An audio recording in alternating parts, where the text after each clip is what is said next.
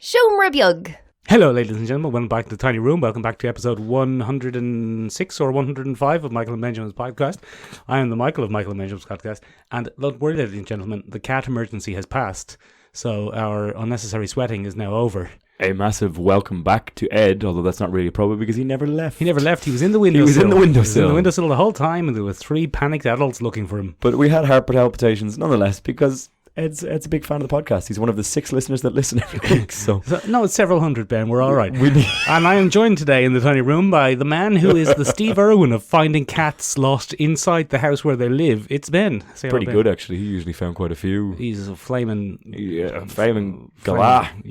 Flaming galah. Fair dinkum found that cat. Fair dinkum smashed finding that kit. Now that we've found the cat, though, Ben, let's get on with our popular culture podcast. Yes. Michael, I know, like me, you loved Endgame to a degree. Right. But I also know that, you like forgot to do the theme music. Theme music for the podcast. We don't actually have any theme music, but I hope someone will mix them up for us. I don't wanna name any names. Rachel, I hope it's Rachel.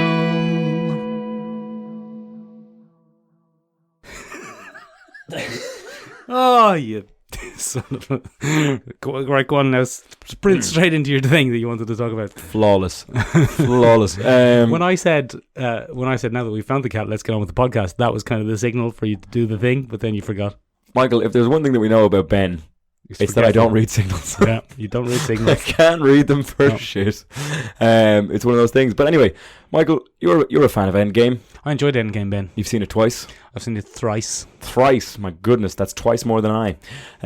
But like me, Michael, one of the things that you really didn't like was the diverse range of representation that was found in the film. Hated it, Ben. The healthy representation of male friendship that was found in the film. Didn't like that either. The fact that most of the female characters were not in a kitchen, Michael.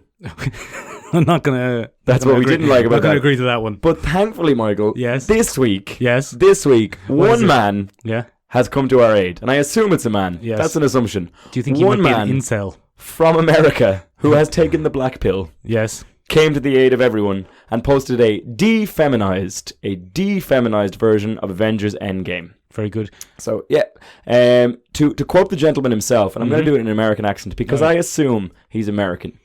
Endgame, but shorter, no feminism, no gay shit, less boring filler, less sniffing its own farts, no constant quips, and other small changes. Other small changes. So it also contains, and most importantly, absolutely no Brie Larson, and less kitchen psychology. Oh, very good. Do you think he's the type of person who refers to Brie Larson as soft cheese, but unironically? Is this you casually admitting that you made a De-Feminized torrent of Endgame? It was me! It was me! I made it. It's now 7 minutes long. No, I don't. That's how I've seen it 3 times, because it's only 7 minutes long. I don't think anybody had that complaint about the film. I don't think... People did. People did. But look, Ben, you can please some of the people all of the time. You can please all of the people some of the time. And you can please internet assholes none of the time. Just, don't even try. I don't even know what gay shit they're referring to. I think Bucky gives Steve a hug at some point. They do. They give each other a hug and a little glance and a little don't take all the stupid with you or something. Yeah, but that's a callback. Yeah, well, it says no sniffing its own farts as well, which is... But that's the entire movie. That is the entire movie. That's it's a cinematic achievement. They're allowed to sniff their own farts. Oh, you're calling it a cinematic achievement now, are you? Yeah, well, now, yeah. After our pub argument. That's because you were claiming that Avengers 1 was a cinematic incredible achievement. Cinematic achievement. What are we doing? What are we doing, Ben? I will watch that. Because I will watch it only if I can steal it for free. Would any of the listeners? No, he put it up on a torrent site. It's not like he released it on an official channel. What has he made the cut from? Chinese screen grabs, bootlegs, I'd imagine. Chinese bootlegs. It would have to be, wouldn't it? Look, the quality's going to be shite. Not only in levels of cinematic quality, but also probably in human soul quality. It's probably just a very low achievement. It's a low point for humanity and internet culture as a whole. But yeah, look, it's got absolutely no Brie Larson. Do you think that... Oh, I was going to say, do you think that he cut out the scene where all of the women of Marvel... Oh, he did. ...momentarily get in Brie Larson's way? He did, yeah, momentarily get in Brie Larson's way because she is the most powerful character in the MCU. But look, I'd say Dormammu Well, you see, there's no mention of Dormammu in Endgame. or Doctor Strange. Or Doctor Strange. Doctor Strange gets taken off the table. Doctor Strange, but I'd say he's more powerful. Also, than Captain Scarlet Marvel. Witch gave everyone a run for their money there. Yeah, she was going to kill that Thanos guy. She was going to rain, and that's why he rained fire. Rain fire, yeah. He rained fire. Benjamin. Yes. Speaking of defeminization. Don't talk about my personal life. Oh, very good. Oh, that's tragic. Ben, just before we started this episode, we did our kind of usual thing where we make a list of the things we're going to talk about. We checked it twice. Yeah. And we then, found out who was naughty or nice. Yeah, and then you just completely disregarded the first thing we were supposed to talk about because you were so excited about talking about cooks. Cooks and incels. Ben, we went to... Well, you didn't because you weren't there. I had to work. Yeah, you're talking over the mic there. I had to work. I had to work. We went to the bloody Comic-Con, Ben. The Dublin... No, not the Dublin Comic-Con. Not the Dublin Comic-Con. We went to Comic-Con Ireland. Yeah. The less good Comic-Con. I'm only saying that, Ben, because they don't give us press passes and because it's less good. It's like a de-feminized Endgame. It's no good. Look, it's fine. It's pretty small. It's like the first ever Comic-Cons in Ireland. It's like travelling back in time 10 years. Although the level of celebrity they managed to attract was surprisingly high caliber. Go on. For a couple of thousand people in a shed. Go on. They had TV's Manu Bennett. Also known as Deathstroke from the Deathstroke, Arrowverse. yeah. Crixus from the TV show Spartacus. He's an absolute lunatic. Follow his Instagram. He's a madman. You've mentioned this several times on the podcast. He's a complete lunatic. Yeah. They had the young Batman from the TV show Gotham. Oh, no way. Yeah. That's weird. Isn't it? That's a good get. They had Walter Koenig, Chekhov from Star Trek. The original Chekhov. The original, obviously not. Because he got killed by his own car. Yeah. Ooh. Yeah, that was grim. Yeah, they had that's pretty big names for a couple of thousand people in a shed. Yeah. They had Vic Miggin, what's his name? Vic Miggin. Yeah, that guy. He's a voice actor, Ben, and he is the voice actor of Broly from the TV show Dragon Ball. He allegedly, Ben, he gets a bit handsy. Oh. He's a bit of a groper. He's the subject of a Cancel Vic. Oh. Hashtag Cancel There's Vic. a campaign to his name. And you know what that's like as the popular hashtag Cancel Ben, hashtag Cancel Ben. I've been cancelled twice. Yeah. Keep coming back. But hashtag Cancel Vic is a big thing. And I think it was the first ever Comic-Con controversy in Ireland. Wait, does that imply that I grope people? No. I'm coming back to No, this you now. can be cancelled for any reason. Oh, good. Okay. Hashtag Cancel Probably Ben. because I'm a Follow the racist. hashtag Cancel Ben on Twitter. Because I'm a Cancel Ben. racist and a homophobe. Yeah. I deserve a cancel at this point. Yeah, hashtag Cancel Ben. Yeah, hashtag cancel Let's Ben. get that hashtag going. Are you excited for Kevin Conroy's evening in Dublin? No. I met Kevin Conroy, I think, 2 years ago? When was he here? 2 years ago. Was it 2 years It ago? would have been 2 years ago. I was stationed at the Comic-Con, beside I him. recall this. Yeah. So he kept getting up on the table and shouting in Batman voices. Really? Yeah, he's a nice guy, I think. Like, I didn't have a conversation with him, Ben. Let's not go You're that not far friends away. with No, with Kevin oh Conroy. God, no, not with Kevin Conroy. Because if you're friends with he's not my TV's Batman. Kevin Conroy, then he is my Batman. He's not my Batman. Michael Keaton is my Batman. He's Hashtag my Batman. Cancel Kevin. No, Batman the Animated Series was formative. I know, we've done episodes on it. Yeah, we have actually. Yeah. But yeah, he's going to have an evening. I might try and get a ticket. Look, we might go. That'll probably be nice. As a podcast. Little enjoyable thing, yeah. But yeah. Ben, we got to talk to lots of people at the Comic-Con. We're going to do a video. You're going to do a video. Well, I'm going to do a video even though I wasn't there. I think, Ben, look, inside the writer's studio here, I think it's better to have the person who wasn't there do it because... I'm more objective. Exactly, because I'll be looking at things going, I thought I was quite funny in that clip, and the rest of the world will be going, you weren't though. You weren't though, were you? And that's pretty much why I exist on this podcast. I'm there to go, that's not as funny as you think it is, Mick. Because I find myself very funny, You Ben, do. as you know. You frequently laugh at your own jokes. Yeah, You smell your own farts I quite a do, bit. because I have some of the best jokes. Anyway, Ben, what are we talking about? Speaking of formative experiences for a young Benjamin Colopy, Smooth. Vertigo is going to close down. Yeah, it's official, guys. Vertigo is gone, and it's been cited as they just haven't been able to dig themselves up since Karen Berger wandered on. Karen Berger left DC Entertainment in general, and they've never recovered from her. They've never recovered from her leaving, and the sales just haven't been good enough. Oh no, It's game over for Vertigo, which is to me, just terrible. Ben, Vertigo was a great line. Let's do a little in memoriam. Yeah, We will sadly say the names of some Vertigo series that we and then enjoyed. play some background music. I will remember you, because we can't actually put background music in Sandman. things anymore. I will remember you. Swamp Thing. Yeah. Then we have Scalped, which was kind of. Oh, we're not sticking with this? No, No, there's no way we're sticking with that. we're not sticking with that I skit. I'm not putting my voice in like that every time. Fables, one of the first things we ever covered on this here podcast. I wasn't a huge fan, to be honest. Yeah, I know, but it was one of the first things we ever covered on this podcast. Benjamin, Benzo. Is that not plugged in? It's not plugged It's in. not plugged in. As Okay. per- I will remember. You keep going there. What Look, else did look, Vertigo look. do? What other things? Constantine. Constantine, Hellblazer. Ben, I have to do it in the sad voice. Hellblazer, 1982 to 2017. What else, Ben? Oh, this is going to be one of these things again. There we go. Now it's plugged in. Look, there are tons of series that came out of Vertigo. What are the good ones, Ben? The Invisibles. Oh, yeah. The Invisibles is a big one that they did. Sandman, I've said that. Sandman was one of, if not the thing that made people take comic books in the Western world seriously. Transmetropolitan? No. Transmetropolitan, yes. Was it? Was that Vertigo?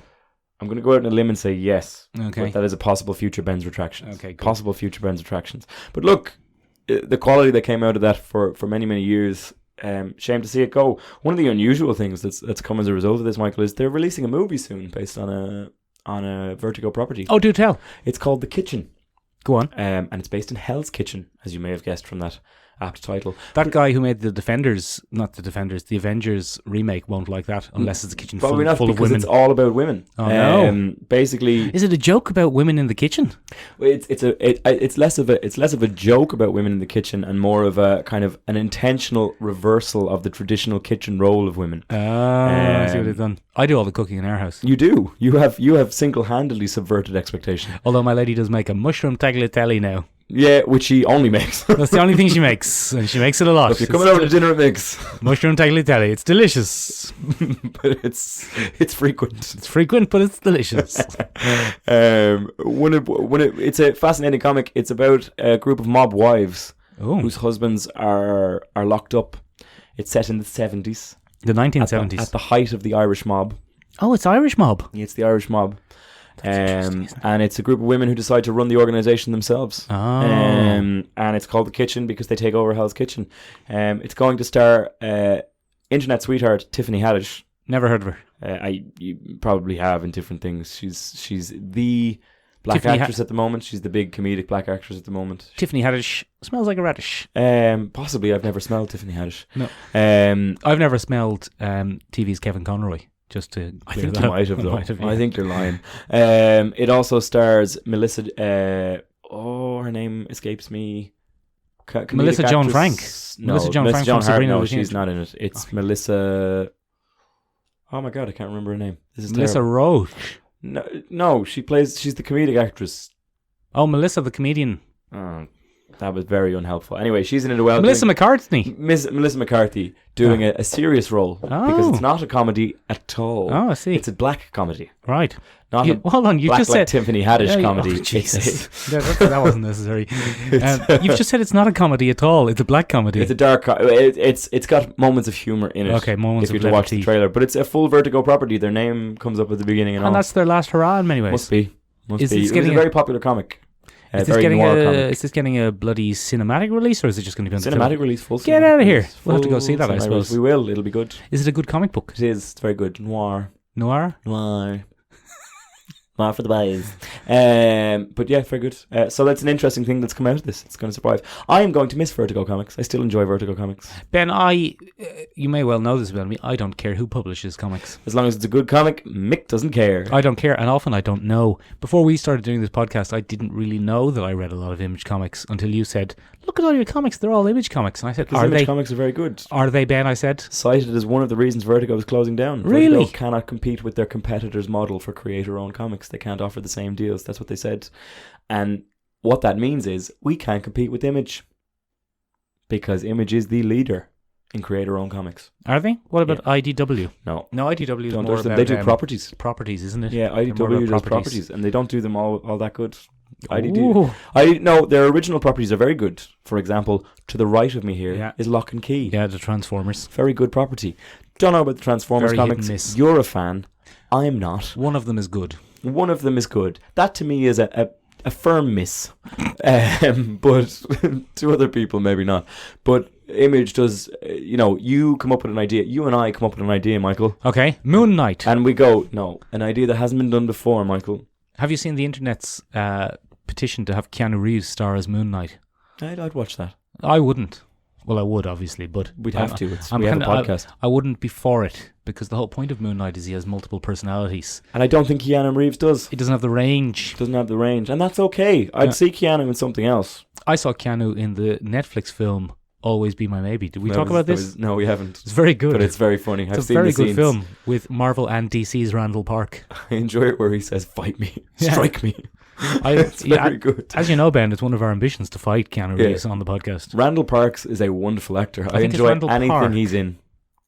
Randall Park. Randall Park I enjoy immensely. He makes me laugh in everything he's in. He does a rap. Fresh Off the Boat is excellent. Never seen it, heard it's good. Great comedy. Great comedy. Big fan. Should watch it. Yeah. Jessica Jones just wrapped up. Oh yeah, go on. How did that go? It went out with a bit of a whimper. It would, wasn't it? Fine. Better than season 2, I'd say. Well, it would want to be. But they didn't end with a snap, unfortunately.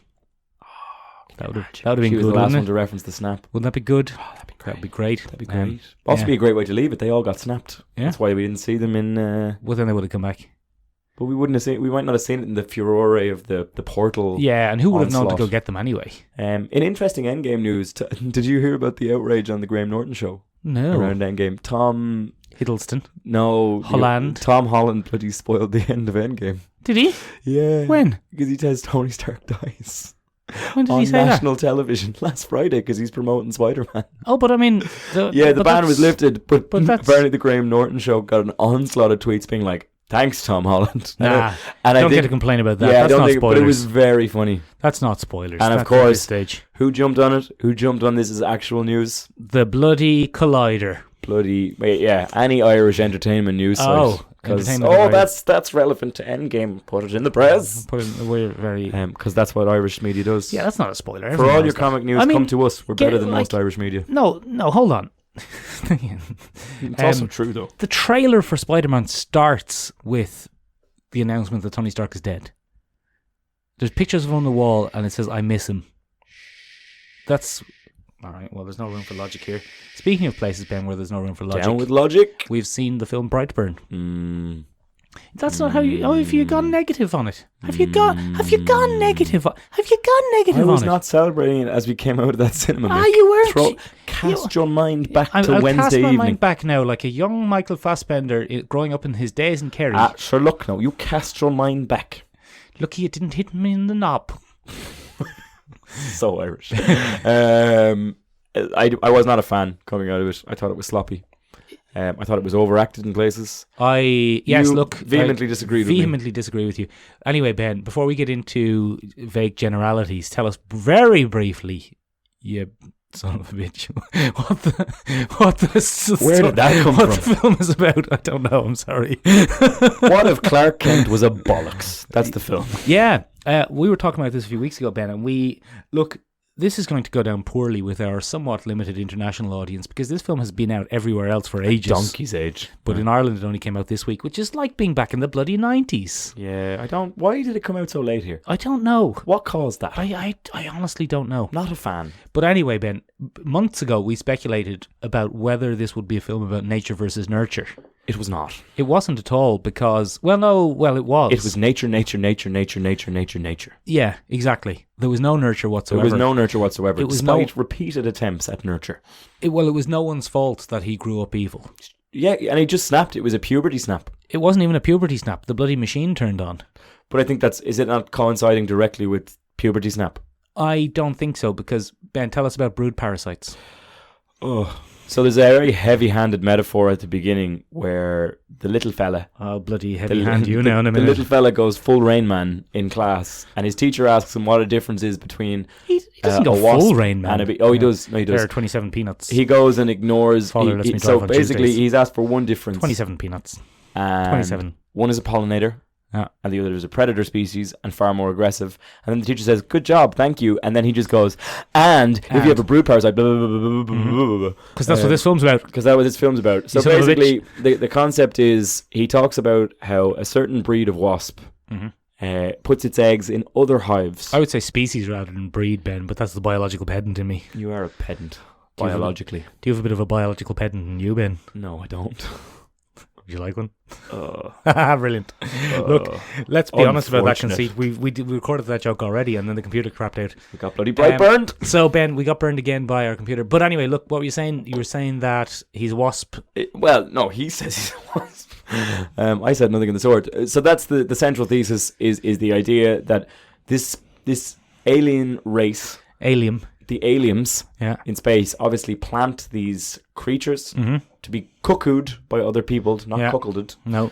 They get cuckooed. They in the nest, Yeah. and it turns out that's not my bird at all. No, it's a bad egg. It's a real bad egg. Presumably, then the spaceship or the aliens themselves make the alien look like whatever race it's going to the planet of. Assumedly, it assesses and perhaps does some Does a mindy scan stuff or with something, people and does a quick and then copies scan. them. But we never see them pick up the baby. The trailer is very misleading.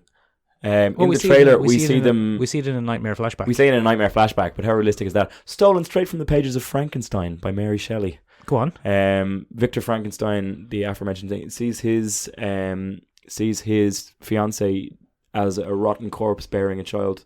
Oh, yeah. That is Frankenstein's monster. That's pretty common, though, in any zombie film as well. Yeah, but it comes from Mary Shelley. Mary Shelley. Mary Shells. Just Shells. Sitting in a bloody cabin writing a horror story. She did a great fucking job. She didn't. Have you ever read Frankenstein? I quite enjoy Frankenstein. Terrible book. Oh, okay. Terrible We book. have very clear differences there. I think it's one of the best examples of a Victorian fantasy novel. Very good atmosphere. Terrible Yeah. plot.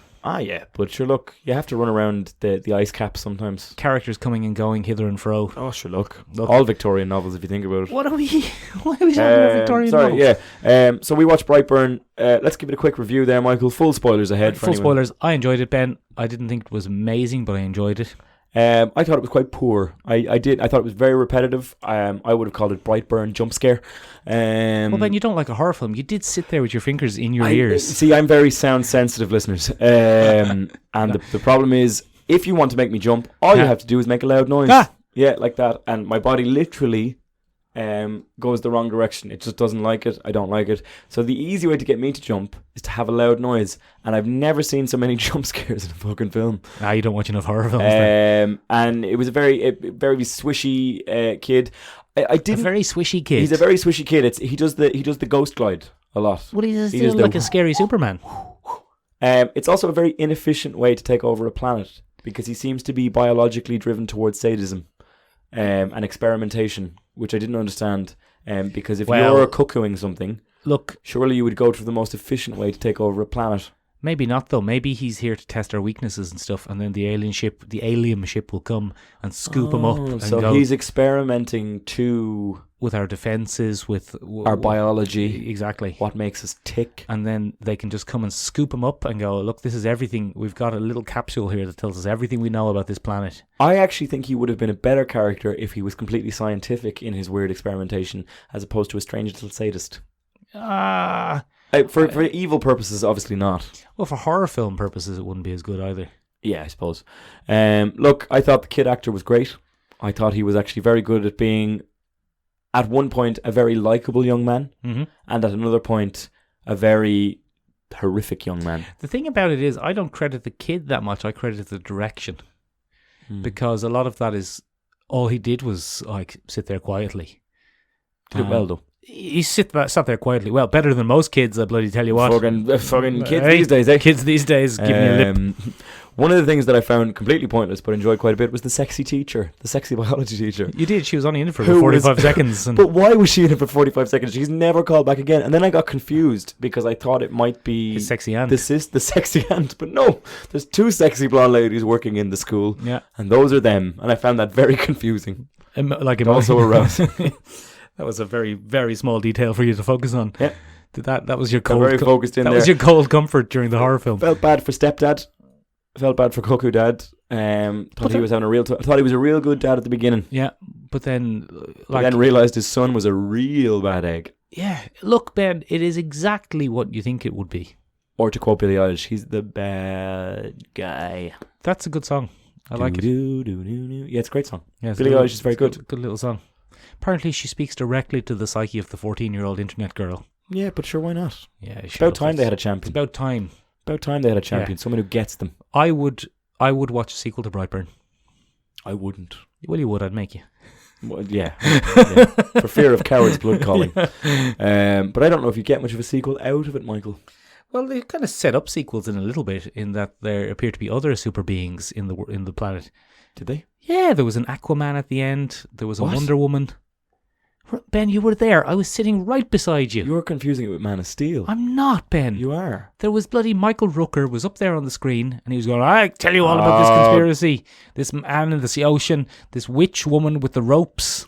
So is it actually a thing of there's been a bunch of brood wasps inserted from different species, and then we watch them duke it out over the planet? Possibly. How Or boring. or they are, where did I read this? I'm stealing this idea from somewhere, but or they were created by his pod to kind of test him, to make him stronger. Oh, That he would encounter them. Survival of the fittest. There was also a picture of Rainn Wilson from Super.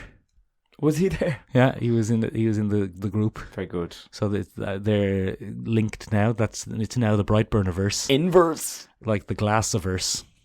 Yeah, but the Glassverse was shit. I haven't seen Glass. Terrible. Anyway, it doesn't matter. What that got us thinking about, Michael. What got you thinking about? You got thinking about sexy teachers. Yeah, and also, but we Sexy can't do a whole ants. podcast on that because that's weird. So we're going to do a whole podcast on insidious alien races instead. You're a bloody insidious alien race. It's true. I'm going to Brightburn the shit out of you after this. But basically, what we got thinking about was just the unsettling concept of certain alien races. What makes you uncomfortable? How do they take over the planet? Do they do it sneaky like, or they do it with sheer totalitarian brute force? Because Brightburn is a little bit of both. Yeah, He's a sneaky little parasite, or a little brute sneaky parasite. yeah. But he's also a brute forcer once he comes of age. Yeah, he's Superman. So let's bloody take a look at that. They never really talked about what the design of the hood was about. I think he's supposed to look like an insect of some kind. I Well, think it does. was an It insect does hood. look kind of waspy. It reminded me an awful lot of Morpheus's helm from Sandman. Yes, you're right, Looked Ben. very like it. You're right. A cloth helm. That's a very good point. A strong shout. Looked very like that. Reminded me of that. Very insect-like. Very xenomorph-like in a way as well. The long snoot. That's snout for podcast listeners. But yeah, they never really explained that. I think it's just meant to look Cthulhu-y. He looks a little bit Cthulhu-y as well. Yeah, a bit insecty, a bit. Yeah. I think it's just meant to Cephalopody. unsettle. He takes great offense when someone says it's a fucking weird hood. Yeah, well, he He's doesn't like, like it's being not called weird. weird. And he doesn't like that at all because he thinks he's special. Well, he is special. Well, he is special. Just He's in all the wrong ways. Just also a prick. He's just also a fucking prick. So that got us thinking of... So join us next week when we talk about how kids are pricks in films. What's your worst prick in a film? So we got thinking about all the insidious aliens. That's what we're going to talk about today. Insidious Aliems. Insidious aliens. One of the ones that I want to jump straight in with is Martians are a very common alien that we use to invade the planet. Bloody everywhere. Invaders from Mars. All the way back to H.G. Wells. Possibly even before. Yeah, H.G. Wells. But he was the one that kind of made them into a big bad. He was the one that kind of made them into a real big bad. And there was nothing insidious about them, though. no, they were brute force. They were a totalitarian race. One of the ones that is very insidious, though, is from one of our favourite comics here at the podcast, Invincible. The Martian parasites from Invincible. So not the actual Martians from Invincible. Because they're all dead except one or two. No. It's the opposite. They were taken over by... They're a slave race on Mars. Mars found this little parasite creature. Yeah. And these parasite creatures, they find a host and they latch on. It's very like Starro from the DC universe. I suppose it's the Invinciverse's version of Starro, who is the little thing that latches onto the chest of a superhero and takes over their mind. But he's a big giant starfish, isn't he? And he just spouts out the little things. ones. Yeah. So that's a good example. But in the Invinciverse, they need a solid host. That's what they call suitable hosts. They're solid hosts, and Martians aren't because they have adaptive biology. They're not the best host. So every time they tried to be injected, the Martian biology would almost autonomously adapt to fight that. So Martians in the Invinciverse are very powerful because they have autonomous bodily shapeshifting to defend themselves. It's like an ultra responsive immune system. So that didn't work well. So what they did instead Yeah. What they did instead was Go on. they found a way to shock them into submission, and they used them as a slave race because Martians in the Invinciverse also aren't great. Bit of cowards blood. But the thing that makes them very dangerous, The Martians or the parasite guys? the parasite, is that if they do find a solid host, Yes. they will take it over and fight back and try to fight it, because that's how they found their way to Mars in the first place. They came on a solid host that the Martians didn't understand. They're like, "Oh, who's this?" And then they realized it was a solid race that had been taken over by these little aliens. Martian parasite things. And they make me very uncomfortable, Michael, because as we've discussed many times, Do they fill you with a sense of creeping dread? yeah, they're parasitic, and I don't like parasites. Do they enter up through the bottom? No, they don't. They can latch on anywhere. Their favorite place is the base of the skull at the back. And they hide in people's digestive tracts. In your stomach. One of the things that happens is one of the arcs in the Invinciverse is that Invincible goes and saves some human astronauts from Mars. Astronauts, But because they go up the butt. Unfortunately, one of them stowed away in his intestines, so he thought he was fine, and then he gets home to his apartment for the first time in years, and he vomits, and out comes one of the little sneaky, creepy aliens, and they latch onto him, and then the infection begins to spread. So they can hide in your intestines, Yeah. but they don't control you from the intestines. No, they have to latch on to an outer organism. That wasn't really explained. I don't know why it is. The way you tell if someone's being controlled Yeah. is through jet black eyes. They get turned jet black. So to avoid detection for complete autonomous control, they hide in your intestinal tract. Very clever. And then they emerge and take you over. And they must have water and dark places to reproduce. I think they reproduce asexually. So it's kind of a thing. Horrific. I don't like parasitic alien things. You can see me scratching my neck. Why are we doing an episode on it? You're sitting there scratching and getting all uncomfortable. Because I think it's an interesting topic. You're as sweaty as I am when I've had some jalapeno poppers. Oh yeah, it makes me very uncomfortable. But that got me thinking of other ones. What did you think of? What kind of things to make you Well, Ben, uncomfortable? look, I mean, everything you've said there really applies to the Aliems from the film Alien. Yeah. Because, Ben, I look, I'm not too comfortable explaining this, because if you're listening to this podcast, you know what the alien from the film Alien do. We don't need to go into this. It's a trope. But they exemplify and, I suppose, birthed the concept of some sort of gross, insidious thing growing inside you. It came from within. Because the bloody, as soon as you open that face mask, Ben, they'll lep up on you. Even if you're wearing a face mask, they'll melt it and they'll then melt lep through on it, you. yeah. But they prefer getting you if you're some sort of idiot and you've taken off your face mask. They get them a lot that way. Then they'll orally impregnate you, which is a bit forceful, a bit gross. It's an allegory for something that we won't mention. And then you'll be John Hurt and you'll be having your dinner. Poor old John. Which is very similar to the astronaut going back and To his apartment. He's in a safe space. thinking he's fine, having a bit of a bant, having some lols with his mates. He's not. And then he bloody explodes. Yeah. Well, he doesn't explode. That's the worst part. Because they need I suppose the key difference between Invinciverse, Parasite, and Alien is they need the host intact. Who does? The aliens. The parasites need their host intact in Invinciverse. They need a solid to latch onto or they die. Oh yeah, but that's the second stage of their life Yeah, cycle, it's the second stage of the not gestation. the hiding stage. Yeah, but they don't. They're not chest bursters in the same way. Because the aliens do the gross thing of capturing live specimens. To experiment on them. Not to experiment on them, to impregnate them. Use them. Yeah. The comics are horrific. Have you ever read any of the Alien comics? Yes. The comics get far more in depth into exactly what aliens get up to. It's very uncomfortable. Are they canon though? No, they're not, because they were Dark Horse. And Yeah. Dark Horse lost the rights again. Get out of here, Dark Horse. Probably to ITW. I love Dark Horse. Dark Horse makes some great comics. We're talking about aliens, not Yeah, comics. sorry. Anyway, moving on from there. So that got me thinking about the different ways in which aliens kind of try to take over the planet. I mean, there are humorous examples. There are non-humorous examples. Well, the aliens from Aliens were going to take over the planet in This planet? in the original Aliens 3. This planet. In one of the Alien 3s. This here planet. This planet here, yeah. Mm. Do they win? Well, it never happened because that Oh. film hasn't been made. Oh. But every Aliens film relies more and more on human stupidity. Yeah, because once To we set everything actually going. assess that threat, they don't reproduce very well If you know what they are. if you know what they are, because then you're just like...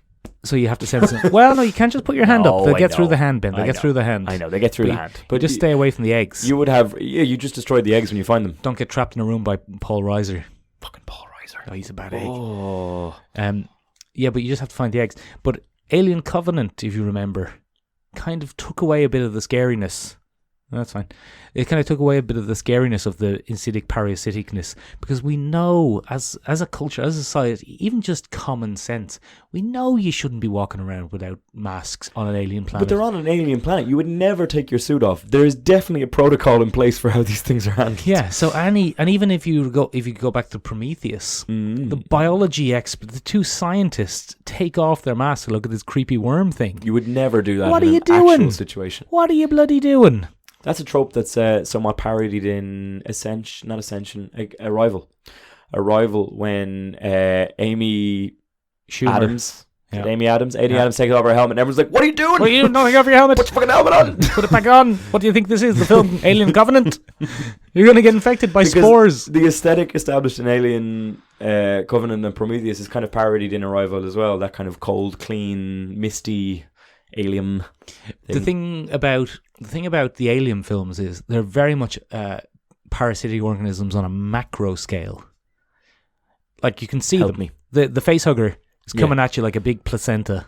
A big penisy placenta. It's coming at you. It's impregnating you. What do you hate, George Geiger? And then the penis comes out of you and it starts running around killing all your mates. Right? But you can see, the whole time you can see them. Yeah. They're very visible. They're very, very visible. If you have a modern medical imaging device, you're going to see that thing in that person. And you would probably be able to remove it in some form. Well, there's the whole thing of the acid blood and you can't cut them. Or you just kill them. But, you know. But anyway, you quarantine them at the very least. Let's say in the Star Trek universe, yes. it'd be very easy to deal with them. You just transport them out of the victim. Oh, yeah. You know what I mean? Yeah. Any kind of advanced race would probably have a way of dealing with this. Exactly. Also, they'd almost definitely be known. Well, if something that dangerous was out there. Well, are they? The other thing about Aliems is, are they a biological weapon? Were they designed by Michael Fassbender? Well, we don't know. Well, do we? James Cameron, Jimmy C, seems determined to tell us, but by making it about Michael Fassbender being gay for himself. Is that not Ridley Scott? Oh, that's Ridley Scott. Yeah. Did I say Jimmy C? Yeah. To be fair, they're interchangeable. They're both very arrogant old white men that created one amazing movie and have been riding the coattails of it ever since. But they do seem to be determined to make up some ridiculously convoluted multi-step Michael Fassbender-led reason. I haven't seen Covenant. It's about Michael Fassbender. Where Fashti gets a bit of an experiment on. Yeah, with himself. Is it himself? Well, there's a good Fashti and a bad Fashti. Oh, what? And the bad Fashti kind of seduces the good Fashti by playing the flute. And playing his flute, his own flute. Oh, it's a flute, Ben. It's not a penis. A flesh flute. flute. What I'm saying. No. Oh. Isn't that the worst term you've ever heard? No. I've heard worse. But anyway, what was I saying? Alien Covenant and Prometheus to an extent as well. They tried to, I feel, modernize the insidiousness of aliens by going microscopic. Because they have the slivers of black goo. The little slivers of black goo that are almost imperceptible to the naked eye. Yeah, that's a bit like Life, the movie that came out that everyone thought might have been a Venom's prequel. Should have been. Would have been better. With old Jakey G. Would have been better than a weird command ship driven by aliens. Like they're an actual military force. Oh, the movie force. Venom. Yeah, the movie Venom wasn't great. It wasn't. It was terrible. Go on, talk about the film Life. No, well, it's an insidious, unseeable thing that develops and grows. And the thing that always brings me a great sense of dread when watching films like this is the fact that I don't know what's going to happen. Right. And you know that something bad is going to happen, but you hate that the characters can't see that. You're like, why are you doing that? Get away from there. Why are you poking it? Put your bloody mask back on. Anytime you see an organism that seems to be learning or growing rapidly, you should put it in a tube and blast it with fire. Except Stitch. Oh, from Lilo and Stitch. Yeah. Yeah, but if it has Disney in the title, you're probably going to be grand. Yeah, but you don't know that Disney's in the title in Life. Not the movie Life, but in real life. He's furry. He's not slimy. Furry things are all right. Surely your primordial senses would be like, oh, I don't like that it moves like a spider. Make it get away. I like spiders. Anyway. I love spiders, but we're biologically driven to avoid that kind of movement, aren't we? Like, yeah, that's where that primordial fear... The old creepy tingly up the back. Yeah, the slimy, slivery... Like, we're biologically built to be like... Oh, get it away from me. Keep it away from my children. Yeah, there's a reason. Except that one, he won't shut up. The reason aliens aren't furry is like part of the design. Well, no. Friendly aliens are furry. The reason aliens aren't furry is because H.R. Geiger loved a cock. And he was obsessed. Based on the idea then that furry aliens are kind of big furry things are friendly and like inky, creepy, jointed things are kind of scary and creep-inducing. Why does E.T. look like a ball bag? because Steven Spielberg doesn't give much of a crap about character design. Oh, Ben versus Steven Spielberg. Let's pick this fight, Ben. Steven Spielberg makes fantastic films, but when it comes to creature design and stuff like that, there's a lot of phoning in that goes in there. Did you see that shark? Bloody heck, that was a scary shark. That was a scary, scary shark in the 70s. But yeah, it's still scary today, let's be honest. I'm not here to pick apart Steven Spielberg. He makes a good film. What I was saying was, Ben, go on. The new, as you know, I'm a child of the 80s and 90s, Ben, and the really terrifying thing for children of the 80s and 90s was bloodborne disease, specifically AIDS and HIV. And I think a lot of the kind of spooky, scary alien races were AIDS based. Not entirely AIDS based. No, I know. But let's say, for example, the Borg from Star Trek. Because the Borg will come, they'll inject you, and with needles. They'll inject you with needles, and then your blood will be taken over, and you'll become a Borg. And you know what I mean? Now, I don't think a lot of the rest of the Borg isn't that insidious. They're kind of a big threat that can just go up and go, "We are the Borg. Resistance is futile." That's not assimilate. It's like Cybermen. You will be assimilated. BBC. Where are you going? Where are you going with this? Assimilation. Is assimilation what the Cybermen say? They say you will be assimilated. Do they? Yeah, they do. BBC stole it from the Borg. Are the Cybermen not older than the Borg? Star Trek stole it from BBC. It doesn't matter. Go on. In the blood. Yeah, so there's lots of, unlike aliens, which is a macro parasite, it's the thing that you can see coming with that penisy placenta's coming at me. I don't like that. Run away. As opposed to, you're just walking down the corridor of your spaceship and then you get injected in the neck and then you start being a bit funny. And you don't have a choice. Yeah, and you start acting all weird. You're changing from the inside. Yeah, and that's a real kind of creepy spookiness. That's not fun. That's not fun for anybody. Speaking of the Borg... Go on. I thought you and I would tackle one of the things that brought me great horror. Probably my first introduction to the concept of cosmic horror was... 2 years ago you said first introduction and I laughed at you. Oh, but yeah. Now, but it has seemed to enter the common lexicon. I've heard hundreds of people say it now. I don't think it was necessarily either you've coined the term. No, I definitely haven't. Or that piece of vocabulary is changing. Yeah. First introduction is now a thing that people say. I'll say it twice. One for you and one for the common lexicon. My introduction, or first introduction, to the concept of cosmic horror was probably way back when I first attempted to do Warhammer 40k. You're a Warhammer. Thank you. That's what many people call me. And it was the Necrons. I picked up the Necrons because I thought the Necrons were fucking cool. They're just Terminators. They were metal skeletons. Yeah, skeletons, I believe it's pronounced. With glowy guns. And I quite liked that. And so I picked that up and I picked up the codex for it. And I read about how the Necrons work. Right. And they were just unstoppable, just juggernaut of horror. And how they assimilated anything they came across, and their big bloody pyramid things with their skeleton overlord Egyptian thing. Mm-hmm. And it was my first kind of introduction to this slow, creeping horror of the universe, the dark part of the universe that comes out of it and no one can resist. And then I read all the other codexes, and they're all the same.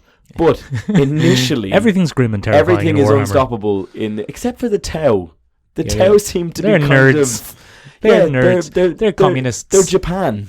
The Tau are just Japan communist in space. Japan nerds in space. Yeah. And they were kind of okay, but even the humans and the Imperium were kind of... Well, the humans in Warhammer are the bad guys. Yeah. And then the Brood were there. Was it the Brood? No. The Hive? The Tyranids. The Tyranids, thank you. It's hard. There's so many. Aliens in 40k is what we're going to call them. Ridley Scott's attempt at 40k. And they always creep me out, Michael. And I was doing a bit of research on them, and they had a classic kind of ancient bit of space lore. They used to be a proud race of artists and poets and blah, blah, blah. The Necrontyr. Yeah, the Necrontyr, that's it. And then they decided to, they had a bit of a schism, an ism for your schism, or a schism for your ism. Or a schism. Or a schism. Is schism the correct way to pronounce that? Doesn't matter. Anyway, they had a bit of a societal schism, and they split up, and one guy decided, right, lads, I'm going to bring us all together again, but I need a common enemy. He Avenged them.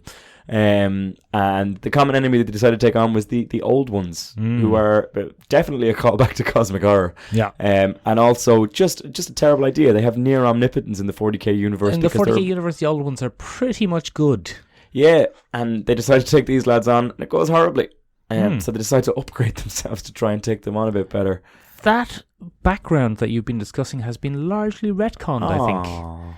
They Well, then never mind. This is irrelevant. No, it's not irrelevant because it's an interesting thing on like how game backgrounds or even fictional universes develop. So what's the new Necron background? I'm not entirely sure, Ben. I'm going to have to be honest with you. no. But the Catan or the Satan, ancient star vampires. Oh, yeah. But they exist in the physical universe, not the immaterial warp universe. The warp so they spasm. hate the warp.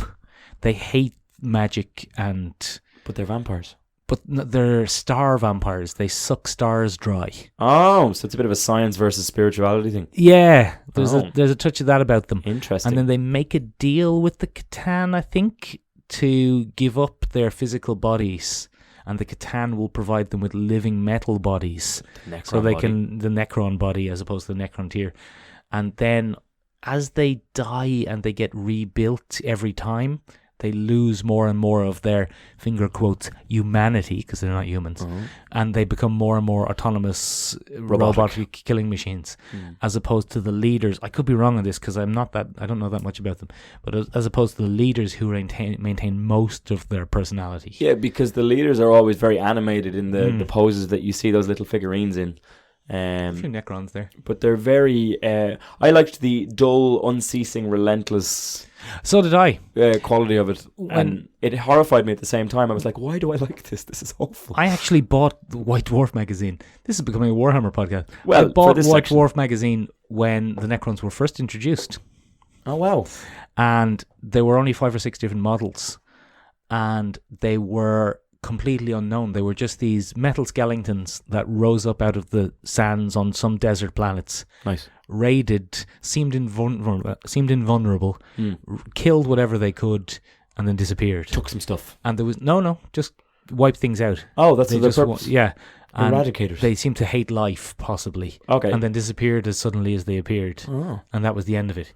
Oh. And then the background got layered on top of it, and layered on top of it, and layered on top of it, and they started absorbing aspects of cosmic horror. And I remember one of the ones I really disliked in that, and we're still on Warhammer, guys, sorry about this, but they had like a reaver species that had like a lot of sharp things, and they would flay their victims and wear their skin. They're flayed ones. Flayed ones, that's it. They're Necrons who have enough of their, finger quotes, humanity left that they've gone mad. Oh. And depending on your version of what you're reading, they either wear the flesh as infiltrators, so they're kind of inspired by Terminator in a way, or they do it because they're trying to regain their, finger quotes, humanity. And they think that's a correct way to do it. Or that's horrific. Or they're doing it for terror purposes, to terrorize their enemies. As a war tactic, it might work, but if they're trying to regain humanity by wearing other people's skin... That's grosser, that's grosser. You forgot to do air quotes when you said humanity. Very sad, sorry. Humanity. The air quotes were there. You can really hear the change, can't you? Very good, yeah, very good. But yeah, apart from that, like looking at some of the other ones, one of the funny examples I found was, if you've ever seen Hitchhiker's Guide to the Galaxy, Vogons are a good example. You're a bloody Vogon. They obliterate the planet to make way for a highway because they're bureaucrats. There was a hint in Men in Black International that the guys who were threatening to blow up Earth if they didn't get their prince back were Vogonish. Oh, okay. Did you see Men in Black International? No, I didn't. Oh, you didn't? Okay, sorry. I didn't.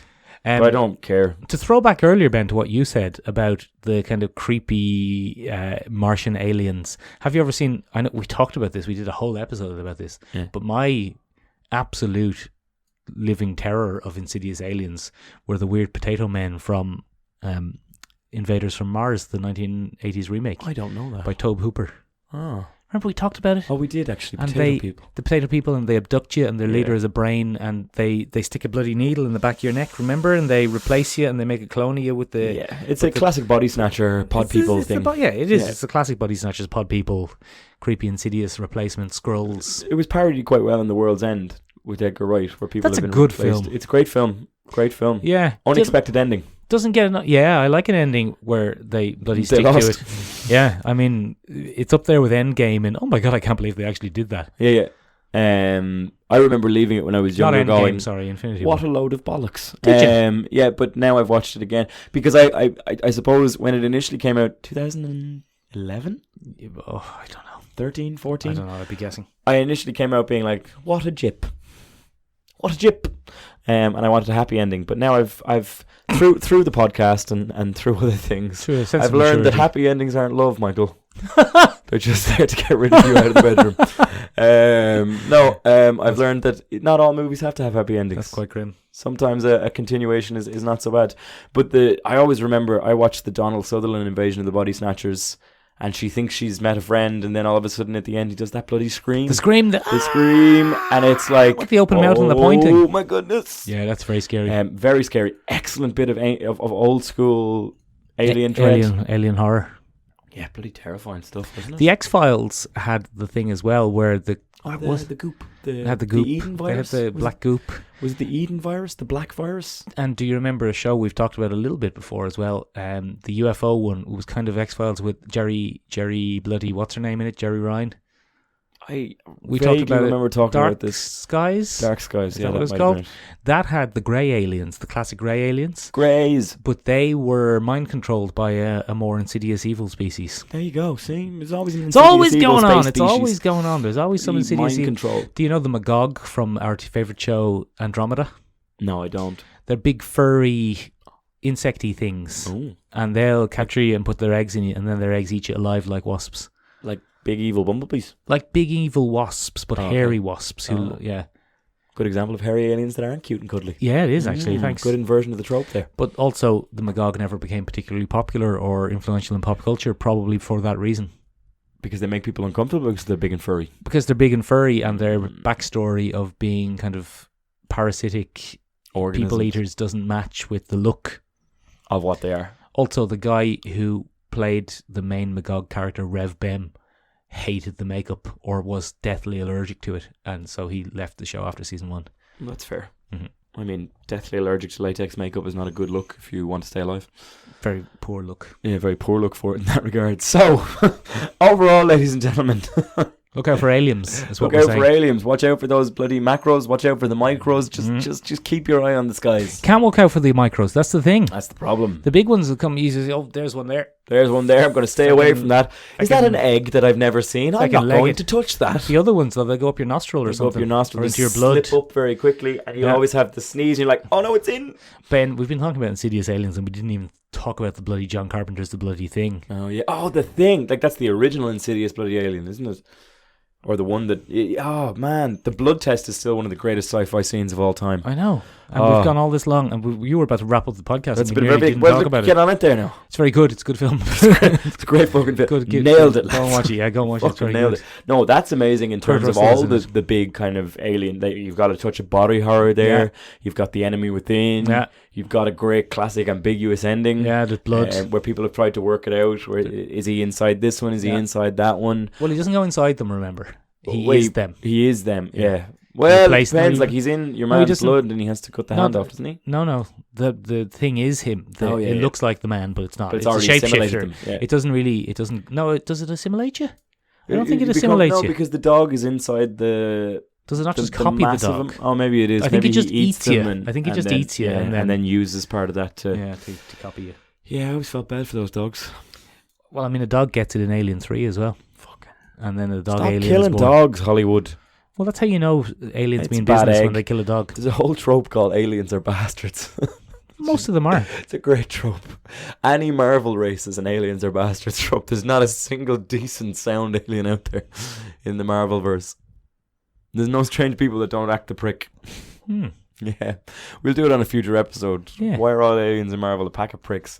Anyway, look, do you have any favourite aliens that we've missed? Are you more afraid of a parasitic alien or are you more afraid of a blood alien? I don't like the blood aliens because they're still parasites. Yeah, it is a type of parasite. Get out of my blood. Get out of my blood. Oh, I'm so itchy after this episode, Michael. I've got hives. It's awful. It's made me uncomfortable. I'm shuddering. But what did we miss? What kind of formative aliens? What were your first introductions to things? What formative aliens? I hate He's just it. shaking his head I over hate the it. other side. Mick, by the way, today, if no one can see, and you can't because this is an audio medium, is wearing sunglasses. He's had on his sunglasses on the top of his head. He's giving a little flex there towards the end. I've got my sunglasses on and my Punisher t-shirt. I look like a real prick. He looks like a Florida off-duty cop. Excuse He's me, trying to ma'am. help. There's a video of him trying to get a gun off somebody in a Texas shootout. Yeah, excuse me, ma'am. I'm Officer, give me your gun. Officer, I can help.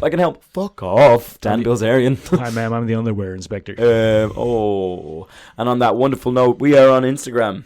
We are on YouTube. We're everywhere. There's going to be a new Comic-Con video up, hopefully by the end of the week if Ben gets his finger out of his arse. Ben's doing it, so it won't be by the end of this week. I'm going to give it a go. And I got the last two-parter out on time. No, they were pretty. That was pretty much good. bigger video. Yeah. We are there. We're on Sean Rebuke if you want to take a look at our new website. SeomRebuke.com. Spell it for people, Ben, for the SeomRabeag.com. Yeah, very good. It means tiny room in Irish. Sean Rebuke. It means tiny room in Irish. If you haven't had enough of this week, we dropped our third episode of Collecting Issues there. We took a look at the wonderful world of Mr. Miracle. It's our more serious and focused podcast. If you're into totalitarian space races as opposed to insidious space races, check out Apocalypse. Have a look at that. Yeah. See what's going on there. And technically New Genesis in the new retconned version. Tell them about what one we're doing next week. We're going to be taking a look at Bloodshot Reborn next week, which is all about bloody blood parasites. Blood nanobots. That seems like we planned it, God. but we didn't realise until just now. So much synchronicity and synergy in this podcasting world. We've just been doing it too long. Anyway, that's all from us this week. Stay away from any weird alien eggs. Bye. Bye. It's the blood.